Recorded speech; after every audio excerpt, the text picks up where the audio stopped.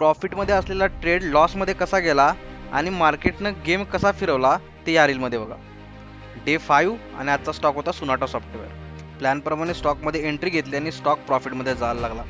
सुरुवातीला stock 800-900च्या profit जवळ जाऊन पोहोचला होता. मला प्रॉफिट बघून वाटलं की वीकेंड प्रॉफिटमध्ये क्लोज होणार. असं इव्हिनिंग होऊ लागलं तसं स्टॉक हळूहळू खाली जायला लागला. 380चा प्रॉफिट दिसू लागला, त्याच्यानंतर 500 रुपयाचा लॉस दिसू लागला, मध्येच 700 रुपयाचा लॉस. मार्केटनं गेम खेळायला सुरुवात केली, मध्येच प्रॉफिट आला, अगेन लॉस दिसू लागला.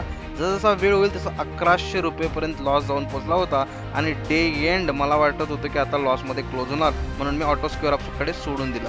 आणि जेव्हा हा ट्रेड ऑटो स्क्वेअर अप झाला तेव्हा मला 1051 रुपयांचं लॉस ट्रेडमध्ये दिसू लागलं होतं आणि आजचा दिवस 1051च्या लॉसमध्ये क्लोज झाला.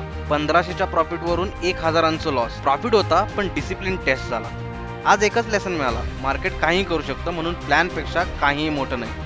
आता मंडे डे 6, तुम्हाला काय वाटतंय काय होईल, प्रॉफिट की लॉस? मंडेसाठी स्टॉक ऑलरेडी तयार आहे, पण तो कोणता हे जाणून घ्यायचं असेल तर लिंक बायोमध्ये आहे. व्हॉट्सअप ग्रुपला जॉईन व्हा आणि मंडेला आपण कोणत्या स्टॉकमध्ये ट्रेड करणार आहोत ते बघा.